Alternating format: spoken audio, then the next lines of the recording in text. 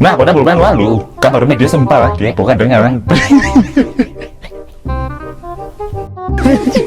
Mbak.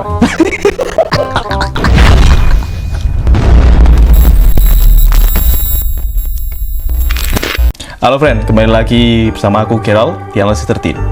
Pada video kali ini aku akan melanjutkan kisah-kisah orang sukses part 2. Nah, bagi kalian yang belum lihat part 1, kalian bisa klik link di atas. Nah, pada bulan lalu kabar media sempat dihebohkan dengan berita yang sangat tai ayam friend, yakni mundurnya Jack Ma dari perusahaan besar Alibaba Group yang telah didirikannya bertahun-tahun. Nah, aku gak bakal ngebahas alasan kenapa Jack Ma mengundurkan diri, tetapi aku bakal membahas perjuangan Jack Ma meraih kesuksesannya step by step. Jadi sekarang siapkan hati, siapkan nyali, siapkan wifi. Ini dia kisah orang sukses dunia part 2, Jack Ma.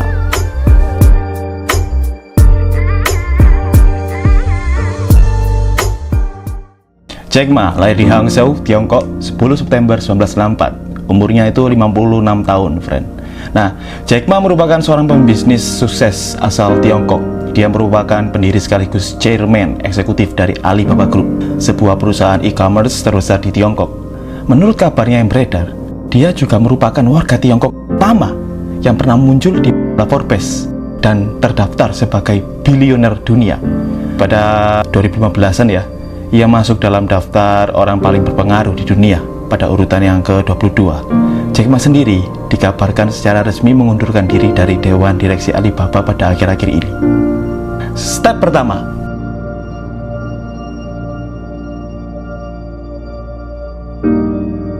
bekerja keras di masa kecil. Sebagai seorang miliarder, ternyata Jack Ma dilahirkan dari keluarga ekonomi lemah. Orang tuanya adalah pemusik dan pendongeng tradisional. Ayahnya hanya mendapatkan tunjangan pensiunan sebulan sekitar 500.000 untuk menghidupi keluarganya. Saat umur 12 tahun, Jack Ma sudah tertarik untuk belajar bahasa Inggris. Dan di saat umur yang ke-13 tahun, masa kecilnya dihabiskan sebagai pemandu wisata di sebuah hotel di dekat danau Hangzhou. Karena mau gak mau dia harus bekerja buat kebutuhan hidup, friend. Nah, serta tidak hanya itu, Jack Ma juga ingin mahir dalam bahasa Inggris karena selalu berkomunikasi dengan turis-turis asing. Dan di waktu itu, Tiongkok memang baru mulai membuka akses wisata. Hal inilah yang membantu dia lebih terbuka pemikirannya dibandingkan teman-teman seumurannya. Nah, pertanyaannya nih, kalian umur 13 atau 14 tahun ngapain nih, friend? Apakah kalian masih suka joget-joget di kotak yang kayak gini, atau yang kayak gini? Terus kalian mempunyai angan ingin sukses? Tulis di kolom komentar jawaban kalian, friend. Step 2, awal karir Jack Ma.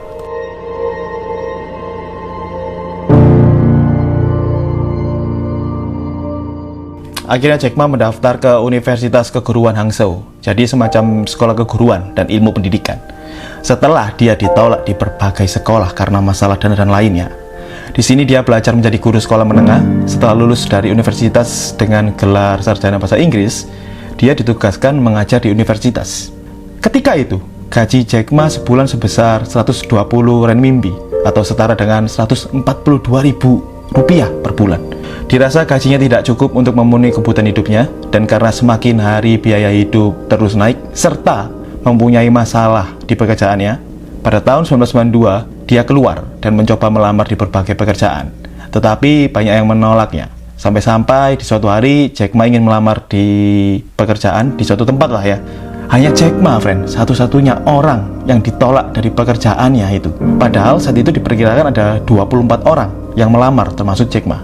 Nah, jawaban nih ya, buat kalian kaum maksa buat kelihatan kaya, gak usah sebulan deh, tapi seminggu saja. Bisa gak nih, cuma megang uang atau sangu hanya 100.000?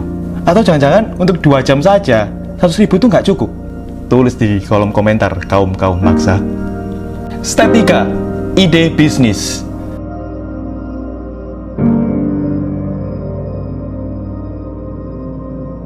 Saat dirasa mendapatkan pekerjaan sangat susah karena banyak saingan-saingan orang pintar, Jack Ma pun mencoba untuk berkenalan dengan komputer dan internet dari seorang teman. Ketika dia mencari kata bir minuman ya, friend ya, di mesin pencari Yahoo, dia tidak menemukan data tentang bir di Tiongkok. Akhirnya dia tertarik pada komputer dan meminjam uang sebesar 2.000 dolar Amerika Serikat dari kerabatnya untuk mendirikan perusahaan komputer.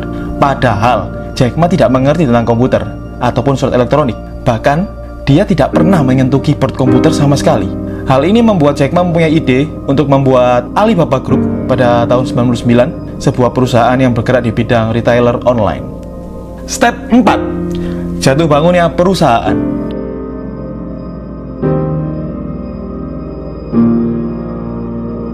Saat di awal berjalannya perusahaan ini, apes dari Jack Ma ini pun dimulai. Saat itu perusahaan ini sepi akan pelanggan dan bahkan sahamnya terus menurun.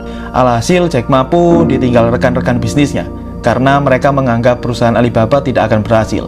Saat itu Jack Ma hanya mempunyai resepsionis perempuan yang bernama Judy Won, yang juga salah satu pegawai terpandai di Alibaba Group ini. Jack Ma pun memohon kepada Judy agar tidak meninggalkan Alibaba seperti rekan-rekan yang lain. Jack Ma pun akhirnya berkata kepada Judy, "Tolong percayalah aku, tetaplah membangun Alibaba. Di saat Alibaba sudah berkembang pesat, maka kamu akan kuberi sebagian besar saham dari Alibaba."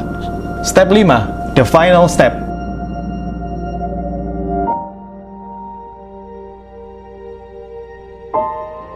Nah, pada tahun 2013, Alibaba pun sukses dan menjadi retailer online terbesar di Cina dan berada posisi kedua dunia setelah Walmart. Pada tahun 2014, Jack Ma menyandang gelar sebagai miliarder terkaya di Cina. Saat itu, harta Jack Ma diprediksi akan meroket saat Alibaba melepas saham perdananya di Amerika. Berkat nilai saham yang melonjak hingga 38%, harta kekayaan Jack Ma kini bertambah hingga menjadi 26,5 miliar US dollar. Dia menjadi orang terkaya di Cina kedua-dua dan menempati posisi ke-23 urutan orang terkaya dunia.